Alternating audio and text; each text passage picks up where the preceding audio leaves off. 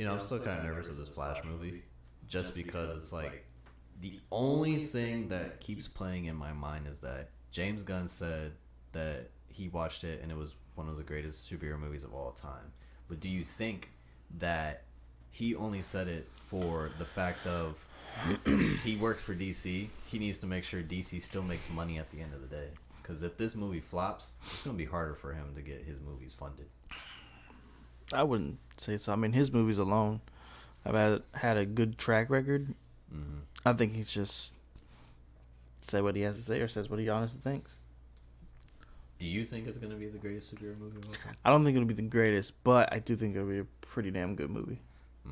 Or at least I hope. Out of all the superhero movies that are out right now, like, what is its potential that it could reach? Like, let's say, like, if you compared it to Endgame, you're just like, it could possibly reach Endgame type level.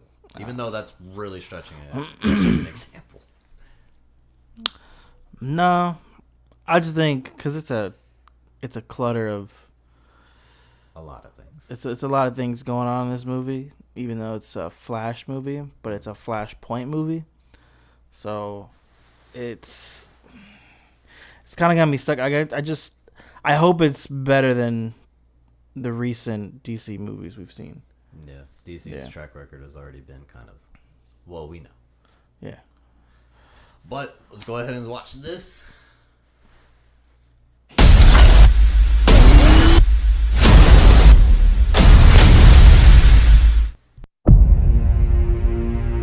I lost my parents. That pain made me who I am. I spent a lifetime trying to right the wrongs of the past. As if fighting crime would bring my parents back. Imagine what you've been through. I love you, Monkey. You lost both parents in one day. Barry!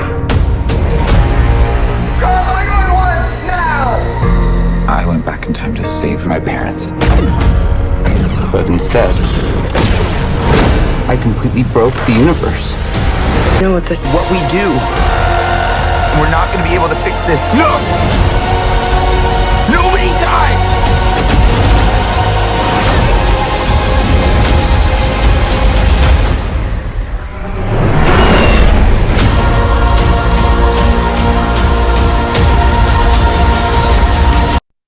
A little shot with the Batmobile when it pans back up and it's in the moonlight.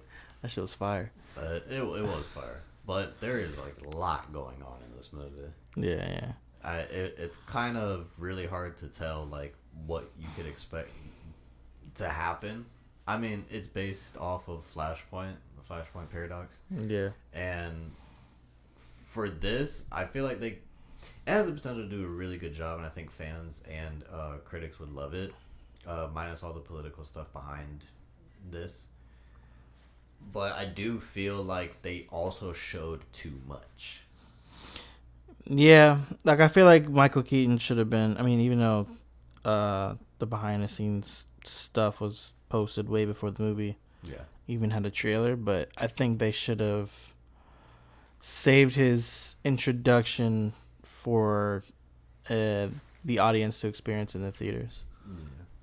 That's the thing about the situation that it's in right now. I feel like with everything going on with DC moving forward, do you think that this was just them being like, all right, even though we spent all this money on this movie, it feels like nobody is going to watch it because Shazam kind of suffered the same fate as that, where they were just like, oh, Henry Cavill's gone, or all these characters are gone, and we're just going to wipe everything out. And then they're just like, okay, since Shazam is showing up, what's the point of watching Shazam? I'm not really going to like Shazam anyways, because of, everything behind what's happening with DC.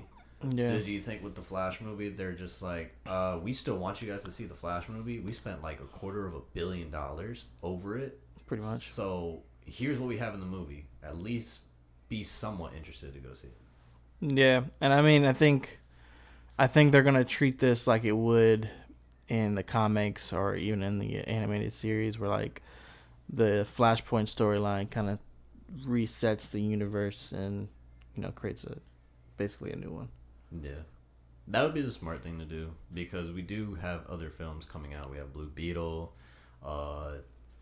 Did James Gunn finish the script for Superman? Yeah, he did. For Superman Legacy, he did. He finished it. Now he's looking for actors. So everything is kind of going along nicely for them to segue into, James Gunn kind of really taking over. So it is a smart thing to do that and end it that way.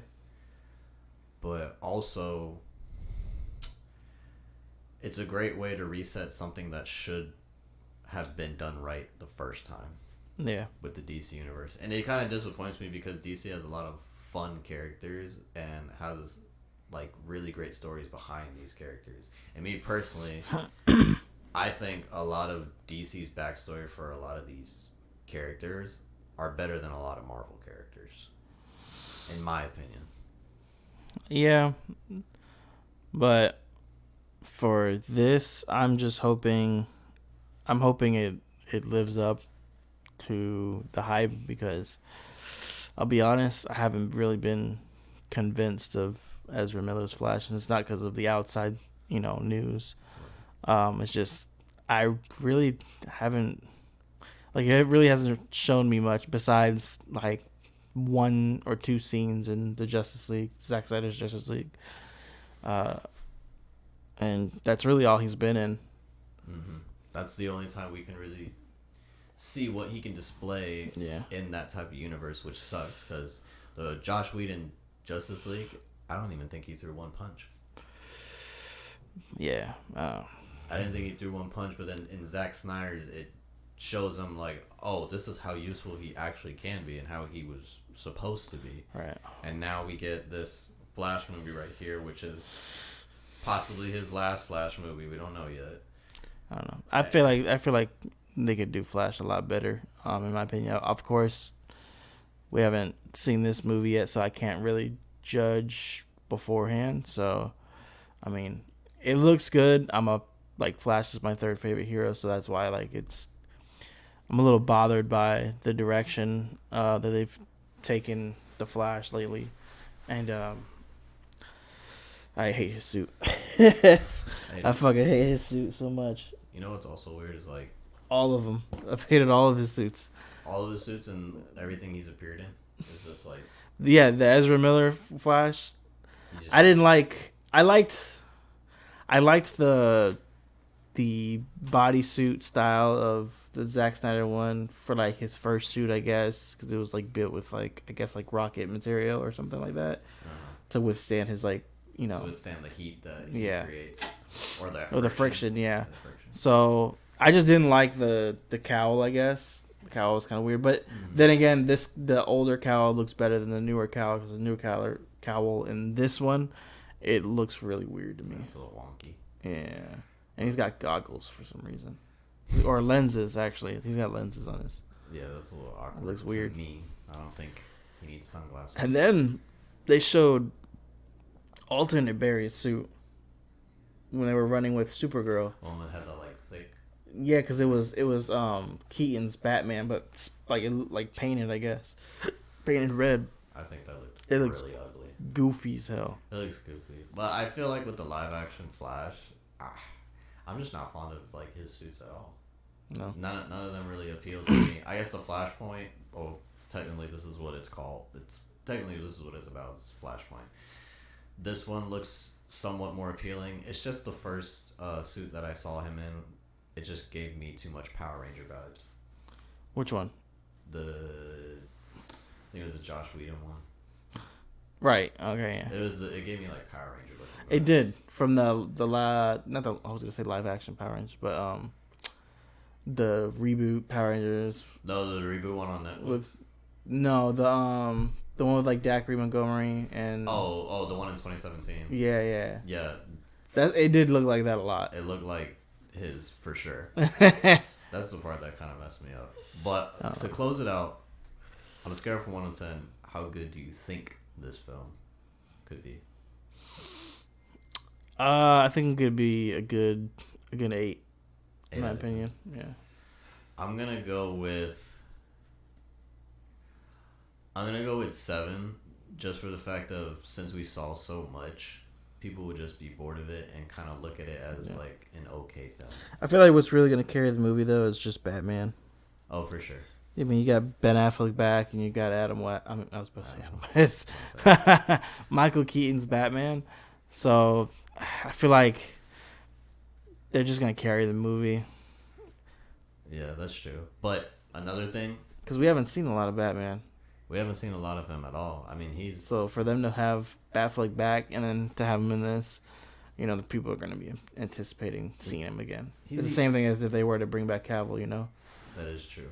But just think, everybody in the Justice League. Don't you think it's kind of ironic that everybody in the Justice League besides Batman got a movie? Yeah. That is just so ironic. Now that I'm thinking about it, everybody in the Justice League besides Batman, who is damn near the creator of the Justice League, who got everyone together, doesn't get a movie.